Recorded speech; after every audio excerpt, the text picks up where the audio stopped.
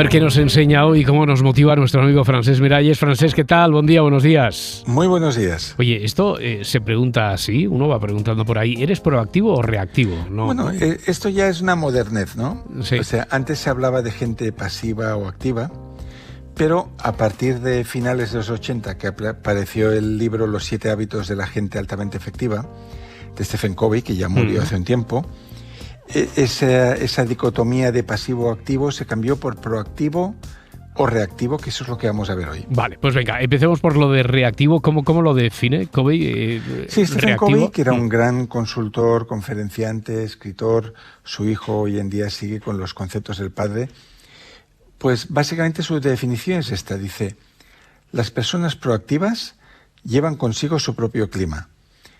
El hecho de que llueva o brille el sol no supone ninguna diferencia para ellas. Su fuerza impulsiva reside en los valores, y su valor es hacer un trabajo de buena calidad independientemente de que haga buen tiempo o no. Entonces, la definición que nos da de proactivo es esa persona que toma siempre la iniciativa, que no espera a que pasen cosas o a que haya accidentes para hacer reparaciones, sino que va un paso por delante de los acontecimientos y, por lo tanto, puede actuar de manera voluntaria y no a la desesperada. Entonces, si nos hacemos la pregunta de que la persona proactiva, si es algo propio de los genes de nacimiento, sí. Mira, eso mismo estaba pensando yo. A ver, si una persona proactiva, si ya viene la condición, ya viene de fábrica, o incluso aunque venga un poco predeterminado, si uno puede aprender a serlo. Exacto, pues Stephen Covey lo que nos dice es que la proactividad forma parte de la naturaleza humana, de nuestro espíritu. Entonces, aunque los músculos proactivos de una persona estén dormidos, sin duda están en su lugar. Y lo que hay que entender es que tenemos que ocupar esa posición de tomar la iniciativa. Entonces vamos a entender también un poco qué es la proactividad con su término opuesto, que es la reactividad. Pero antes vamos a ver qué no significa ser reactivo, porque aquí estamos jugando en realidad con 4 conceptos, que es la persona pasiva no es ni proactiva ni reactiva, sino, como dice la palabra, pasividad.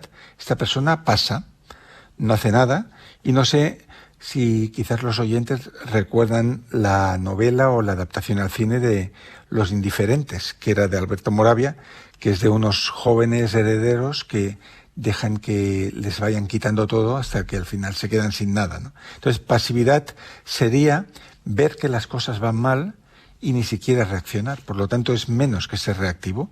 Y aquí, Roberto, te quisiera mencionar muy rápidamente, hacer un recordatorio del famoso experimento de Zimbardo de las ventanas rotas. Ah, sí, cuéntalo, por favor. Sí, que me parece muy interesante. Este fue un experimento llevado a cabo por un psicólogo social en el año 69, que lo que hizo fue dejar en el barrio del Bronx un coche aparentemente abandonado en una zona pobre y conflictiva de esta región de Nueva York.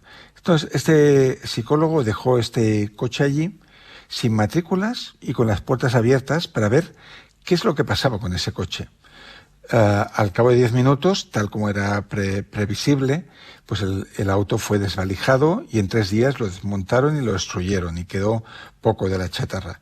Y eso fue la primera parte del experimento, porque la segunda consistió en dejar un coche igual, pero en un barrio muy rico y tranquilo de Palo Alto, California. ¿Qué pasó entonces?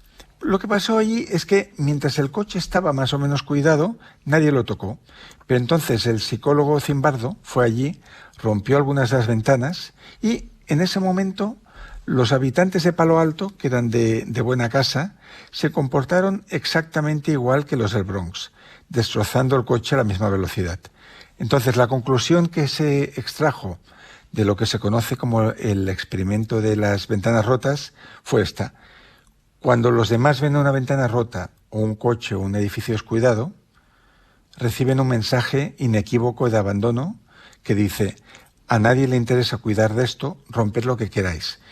Y eso aplicado, digamos, a las relaciones humanas, ¿qué es una ventana rota? Pues cuando hay algo que sucede con tu pareja, pero tú no te ocupas de remediarlo, cuando ha habido un distanciamiento con un amigo porque quizás no te has acordado de su cumpleaños, pero 2 días después tampoco lo llamas para disculparte o para acordarte de él, Cuando has hecho algo en el trabajo que no ha sido todo lo pulcro que tú querías, pero dices corramos un tupido velo. Entonces, básicamente la pasividad es darte cuenta de que algo no se ha hecho bien y ni siquiera tener el espíritu autocrítico para enmendarlo. Bueno, pues ya sabemos qué no significa ser reactivo. ¿Qué sería entonces ser reactivo?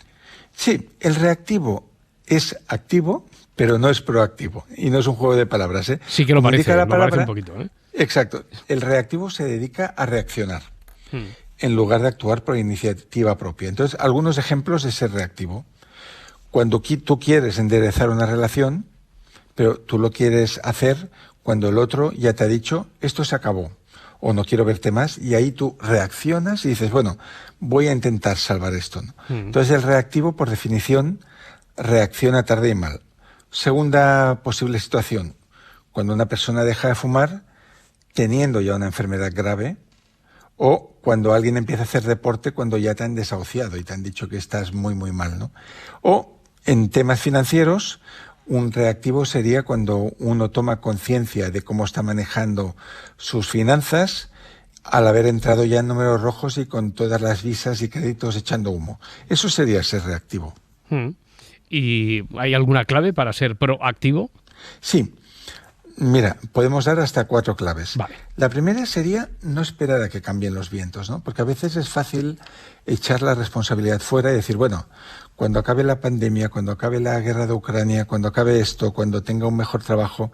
Entonces, ser proactivo justamente es no esperar que las soluciones vengan de fuera, sino proponerlas uno mismo. ¿Sí? Decir, bueno, ¿qué puedo hacer yo en esta situación? Y eso nos lleva a la segunda clave para ser proactivo.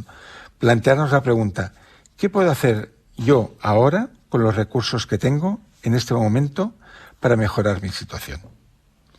La tercera clave para ser proactivo es alejarte de personas que son todo lo contrario a este valor. Por lo tanto, fuera pasotas, quejicas y agoreros que dicen que las cosas no se pueden hacer.